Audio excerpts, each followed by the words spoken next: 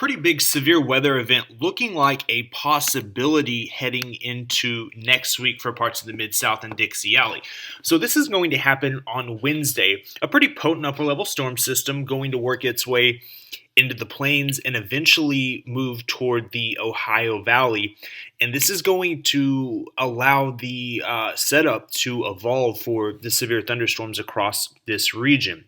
Surface low is going to develop near the Gulf of Mexico. That's going to help pump in some pretty good moisture into parts of the Mid-South. We're looking at dew points climbing into the mid to upper 60s across parts of eastern Arkansas, eastern Louisiana, Mississippi, western Tennessee, as well as Alabama and parts of Georgia, central and southern parts of Georgia.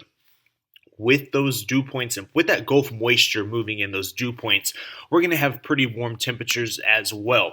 Highs looking like they're going to climb into the 70s for parts of Georgia, as well as Alabama, Mississippi, and western Tennessee. But notice there are actually some 80s showing up in parts of Mississippi. So when you have those warm temperatures, as well as those high dew points, with that upper level storm system approaching, spreading colder air aloft, that's going to lead to some pretty high CAPE across the region. CAPE is essentially the fuel needed for storms. It allows for more vigorous storms, which then a byproduct of that is your severe weather, hail, damaging winds, and possibly tornadoes if the wind shear sets up, which we'll talk about the wind shear here in just a minute. CAPE values looking like they could exceed, get pretty high. We're talking about the possibility of the CAPE values in eastern Mississippi, central Mississippi, as well as western parts of Alabama could get pretty high. And when you look at the shear, it looks favorable for the support of severe thunderstorm development, the maintenance of those severe storms, so there's going to be a longevity of them, and the possibility of some storms that rotate, possibly producing tornadoes. Looking high up in the atmosphere, this is the 500 millibar graph. This is about 18,700 feet up in the atmosphere. There are winds, strong winds, moving in from just west of the Mississippi. Those will eventually spread over Dixie Alley in the Mid-South.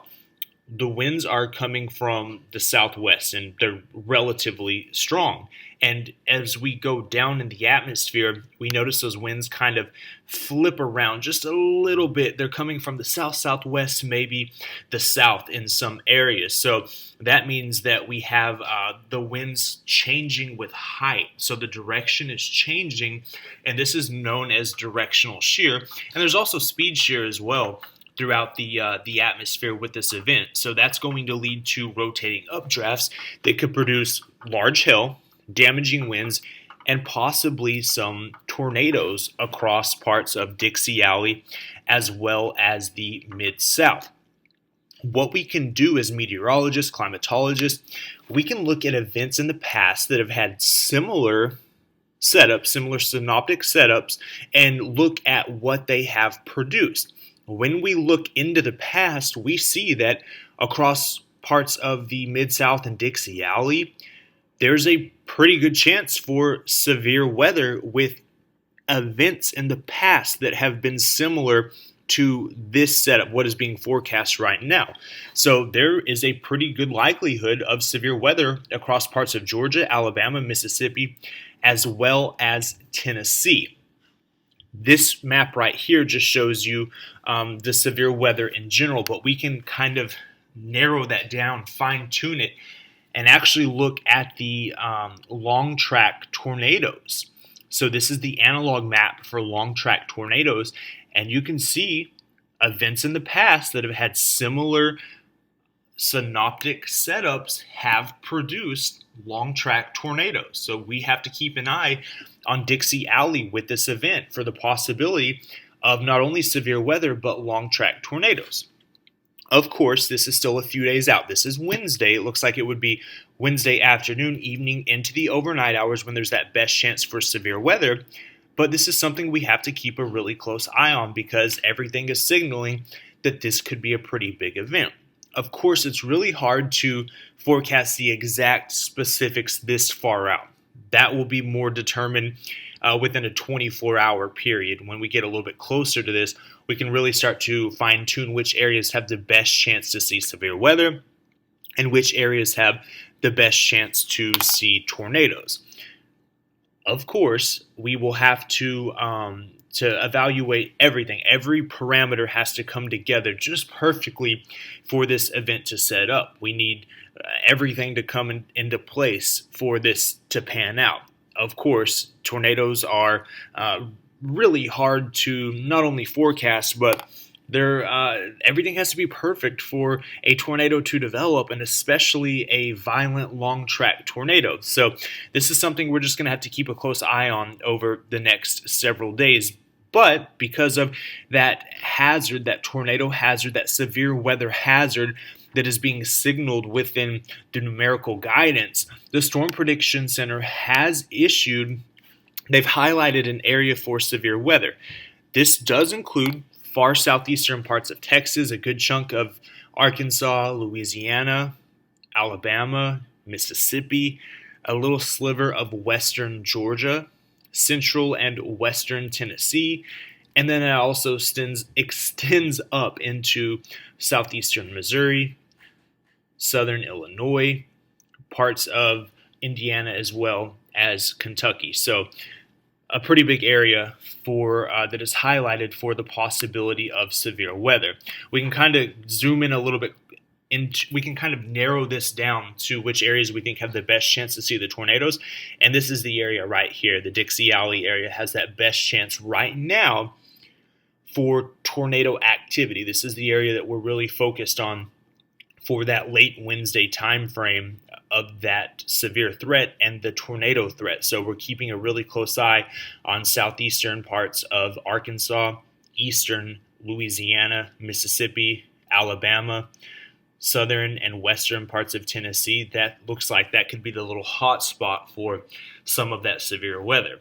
Again, there are still a lot of details that have to be ironed out, a lot of uncertainties, a lot of questions with this system, with this setup. But right now, everything is saying, hey, there is this opportunity for a severe weather, possibly outbreak, late Wednesday across this region. So we'll continue to fine-tune this. The timing has to be right. The dew points have to be right. The temperatures have to be right.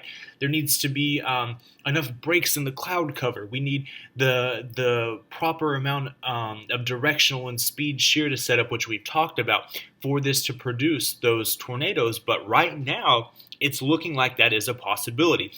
You'll want to make sure that you go ahead and prepare now.